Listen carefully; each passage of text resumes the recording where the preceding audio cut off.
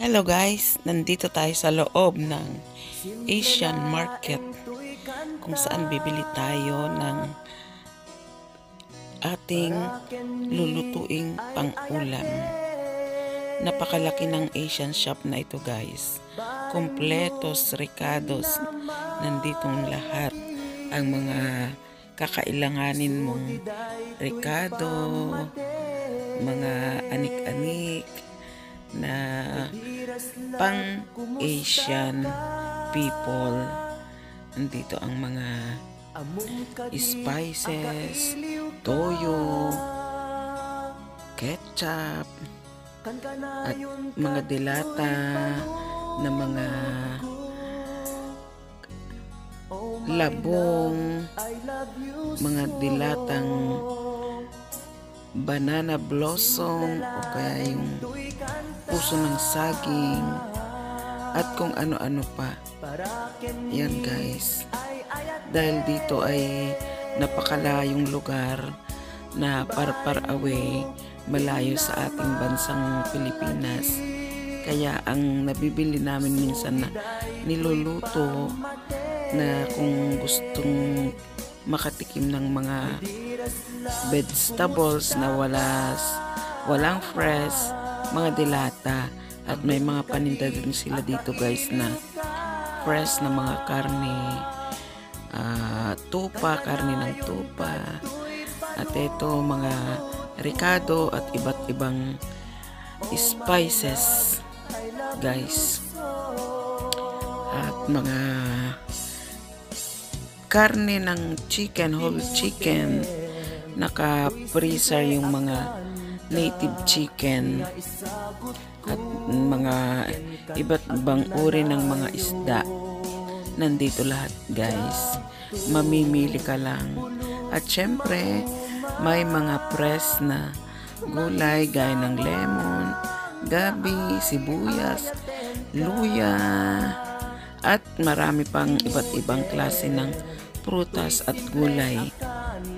Yan, siguro bibili ako ng pang-ulam na pang pinakbet guys, at saka magprito na lang siguro ako ng isda para sa hapunan ng happy family.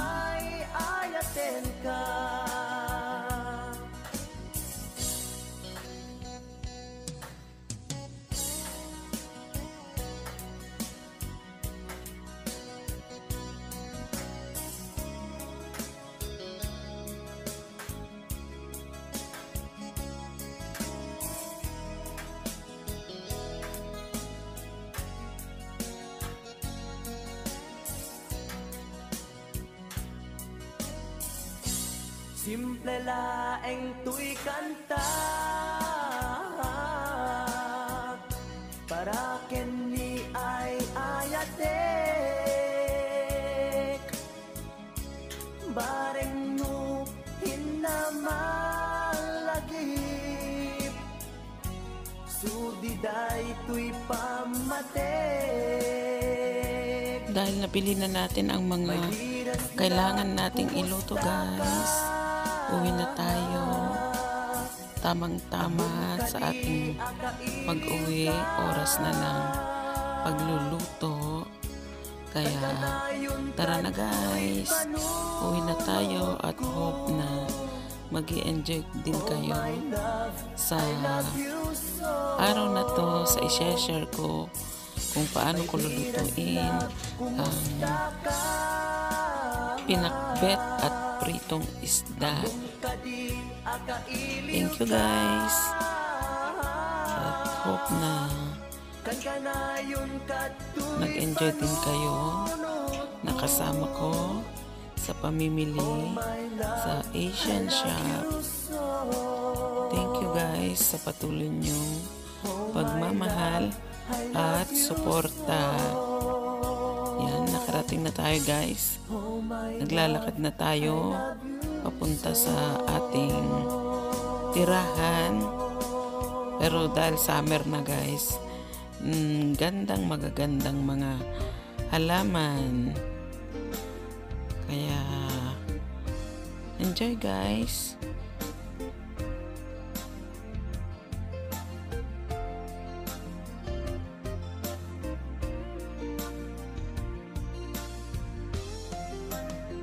Jakuman kaya nga ituloy ta, tuy palimed nga ayan ayat ta. Na guys, yung nabili nating isda sa Asian market, ipiprito natin. Yan, pinainit ko na yung mantika guys. Pagluglugaran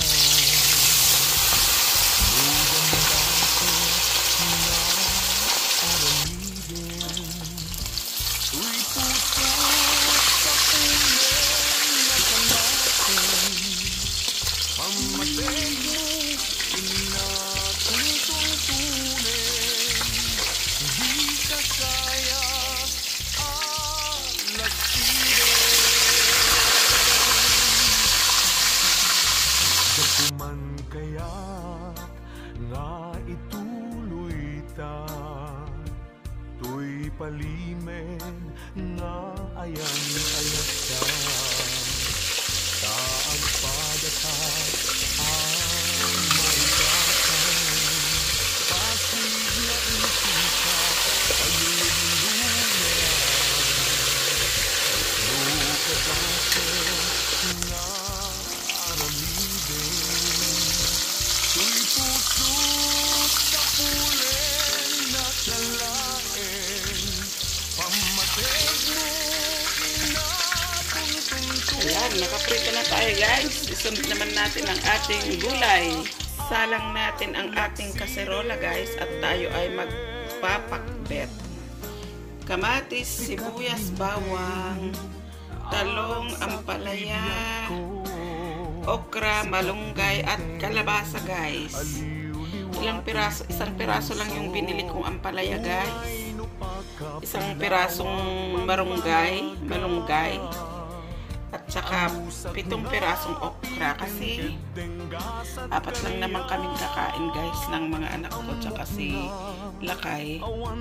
Kaya yan, may isda naman tayo. Yan. Share na lang kami dyan sa isda guys. Pag mainit ang ating kaserola guys, ilagay ko na yung mantika ng pinagprituhan kong isda. Dan ko, ito ang gagamitin ko na guys na pang gisa sa ricado ng aking pinakbet. Init na ang ating mantika guys, ilagay na natin ang ating bawang.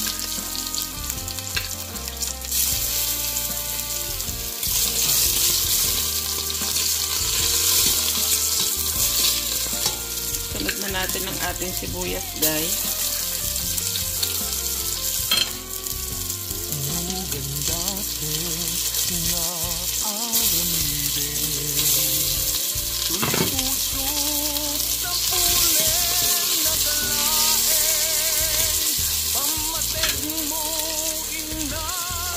Yan ko siya guys ng konting dried shrimp para mabango, masarap ang ating pinakbet.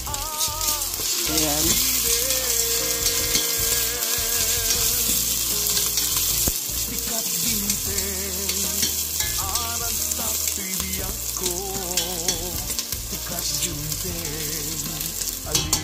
At pwede na natin ilagay ang ating kamatis guys.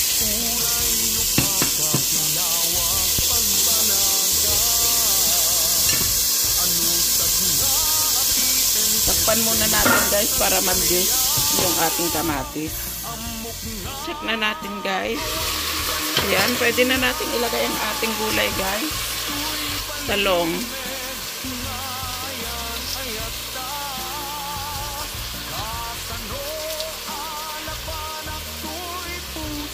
Ampalaya. Ang mahaba. Palagyan ko siya ng kalabasa guys. Ilagay na natin ang okra. Yan ang bagong guys. Ayan.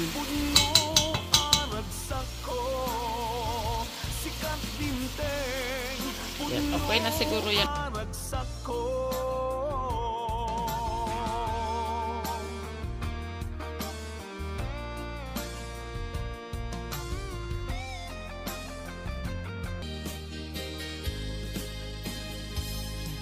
Check na natin guys ang ating pinakbet. Ayan. Perfect ang pagkakaluto niya guys. Na yan na. Napakasarap. Pwede na tayong kumain, guys. At napakainit ng ating ulo. Ragrag sa akin, liw-liwain tanakim mo. Ay adayo, tinapag na elan. Sadyay tay ak, akalawaan. Hinagtulip-lipatan, agsubliak to,